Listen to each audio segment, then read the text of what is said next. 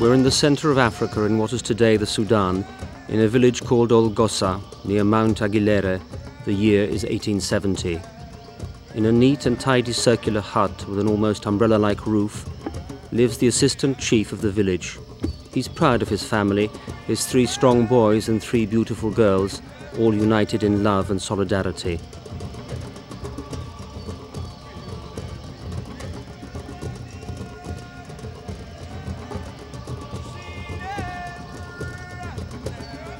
One afternoon, one of the girls, later to be known by the Arab name Bakhita, aged 5, went with her mother into the fields, whilst the eldest daughter and another sister remained at home.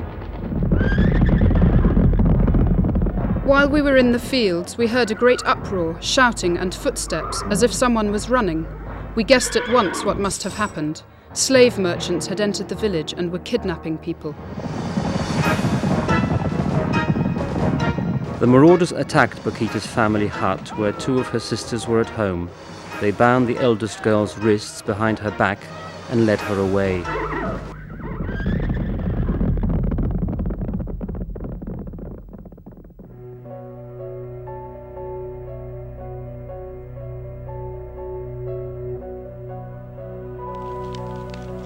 You can imagine our great sorrow when we heard what had happened.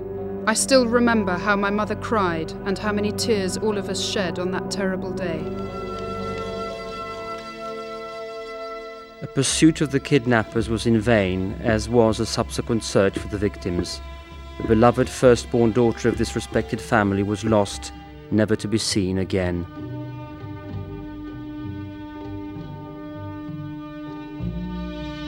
That was my first meeting with sorrow, and dear God, how many more hours of anguish would be waiting for me as the years passed.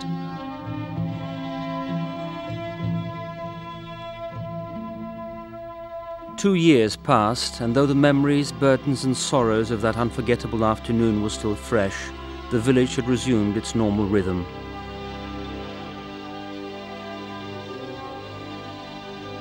Bakhita loved nature and was filled with wonder as she admired the glittering stars and the moon, which seemed so close in the vast African night sky. Oh, who can he be that lights up the night sky so beautifully? How I would like to meet him and pay him homage.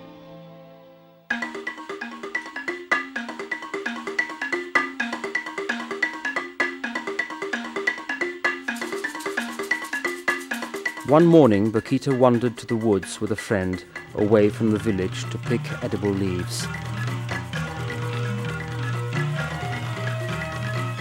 Suddenly, as if from nowhere, 2 armed strangers appeared running towards them.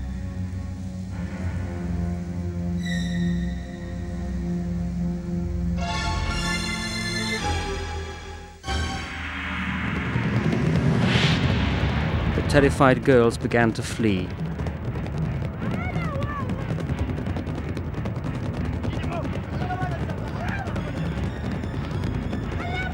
Being small, they couldn't run very fast, and soon enough, Bakhita felt rough hands grab her shoulders.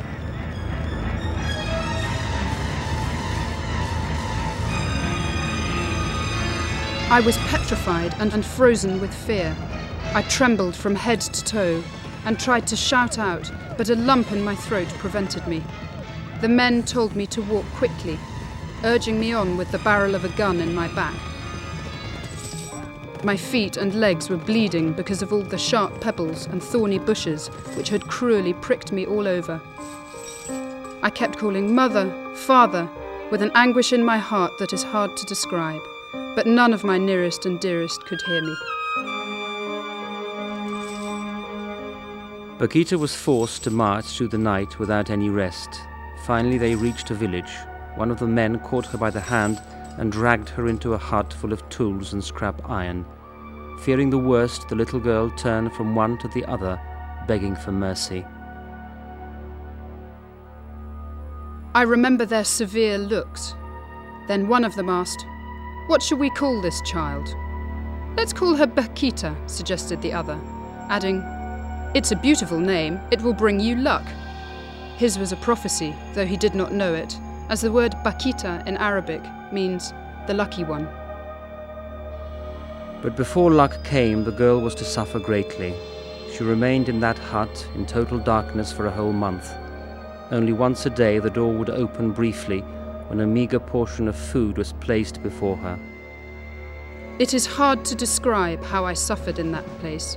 I still experience the anguish of those long hours when, exhausted by crying and the loneliness, I lay on the floor as if in a stupor, whilst my imagination carried me away to the land of my loved ones.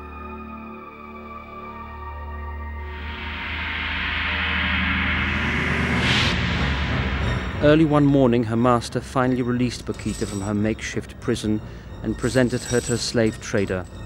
He bought her at once and tied her to a human caravan which increased in number as it passed from village to village before finally reaching the slave market. We were on the move for 8 long days without stopping, except for an occasional rest at night. We always walked on foot. The men had big padlocked chains tied round their necks. They walked 2 or 3 in a row. If one of them bent down or stopped, even just for a moment, the pain for himself and his companion would be excruciating. I could clearly see the deep and bloody wounds on the necks of these poor souls. They filled me with pity. They were treated like beasts of burden. At long last, we reached the slave market. Bakhita and another girl were bought by a slave merchant who chained them up in a small, narrow hut. One evening the prison door opened and the new master entered, took off their shackles and ordered them to spread out corn cobs piled up in front of the door.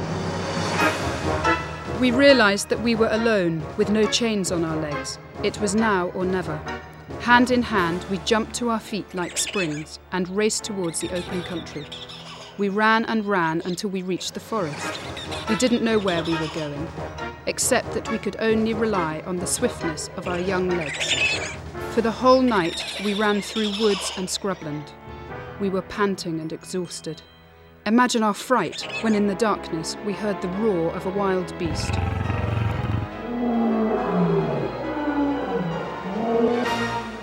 When it approached, the best we could do was to climb the nearest tree.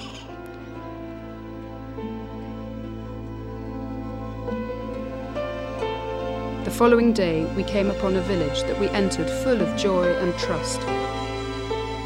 The joy of freedom, however, was short-lived. They were once again kidnapped and some days later resold to a slave merchant.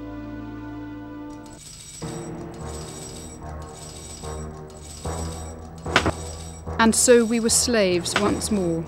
We had to walk a long way before we joined the caravan. The new master cruelly beat those who could no longer walk. I saw people dying of exhaustion and pain.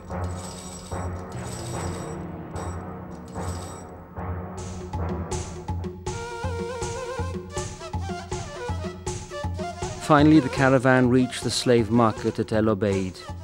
It was an unbelievable spectacle. Slaves arrived here from all parts of the country to be sold to the highest bidder like any other commodity.